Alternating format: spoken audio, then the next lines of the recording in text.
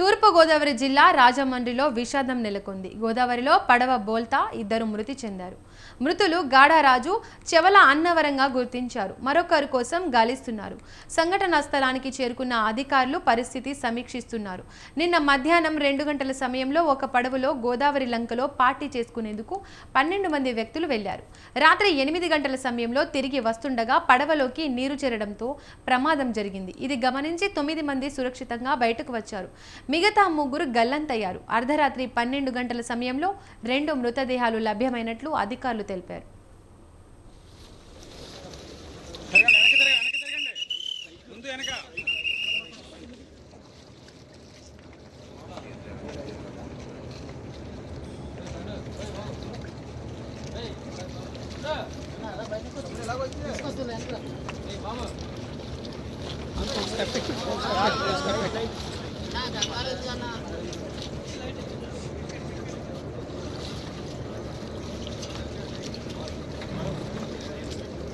ప్రసాద్ కొంచెం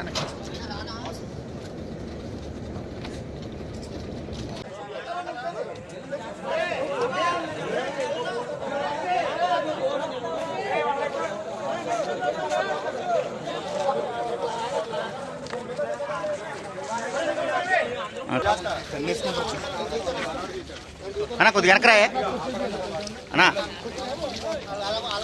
కొద్దిగా వెనకరా తాత కూడా దిగాలి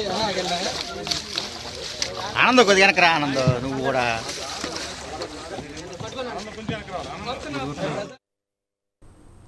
తూర్పుగోదావరి జిల్లా రాజమండ్రిలో విషాదం నెలకొంది. గోదావరిలో పడవ బోల్తా ఇద్దరు మృతి చెందారు. మృతులు గాడారాజు, చెవల అన్నవరంగా గుర్తించారు. మరొకరి కోసం గాలిస్తున్నారు. సంఘటనా స్థలానికి చేరుకున్న అధికారులు పరిస్థితి సమీక్షిస్తున్నారు. నిన్న మధ్యాహ్నం 2 గంటల సమయంలో ఒక పడవలో గోదావరి లంకలో పార్టీ చేసుకునేందుకు 12 మంది వ్యక్తులు వెళ్లారు. రాత్రి 8 గంటల సమయంలో తిరిగి వస్తుండగా పడవలోకి నీరు చేరడంతో ప్రమాదం జరిగింది. ఇది గమనించి 9 మంది సురక్షితంగా బయటకు వచ్చారు. మిగతా 3 గల్లంతయ్యారు. అర్ధరాత్రి 12 గంటల సమయంలో 2 మృతదేహాలు లభ్యమైనట్లు అధికారులు తెలిపారు. కొద్దిగా వెనకరా తాత కూడా దిగాలి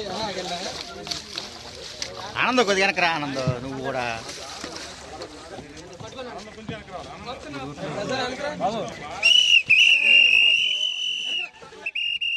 నీటిలో పడతారా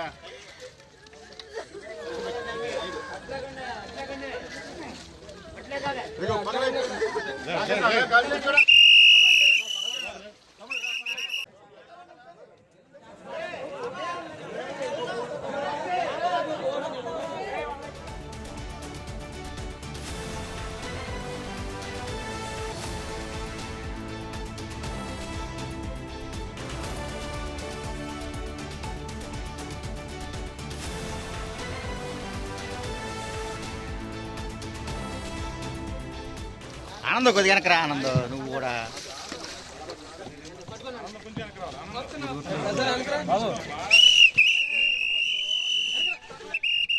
నీటిలో పడతారా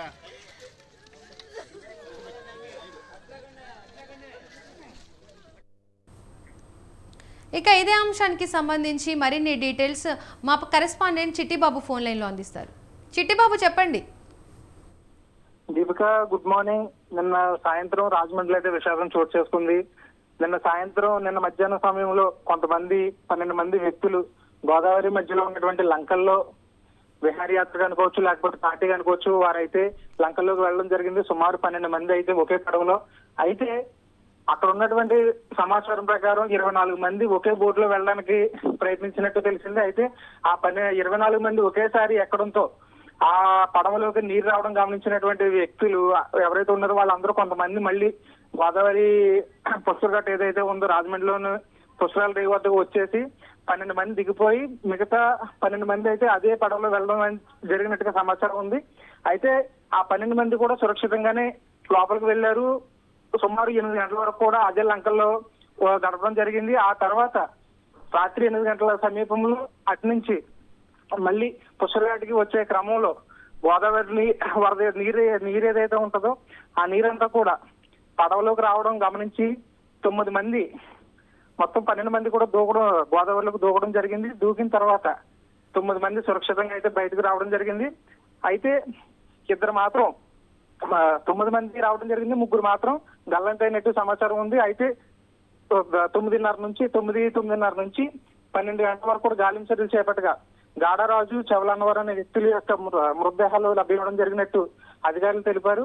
అయితే ఈ సమాచారం అందుకున్న వెంటనే లోకల్ డిఎస్పీలు కానీ జాయింట్ కలెక్టర్ చిన్నరాముడు కానీ పర్యవేక్షించి ఆ మృతదేహాలని వెలుగు తీసే సమయంలో కూడా అక్కడే ఉండి పర్యవేక్షించడం జరిగింది.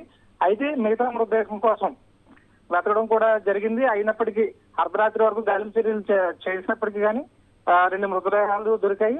ఒక మృతదేహం కోసం అయితే ఇప్పటికీ కూడా గాలింపు చర్యలు అయితే చేపట్టడం జరుగుతుంది.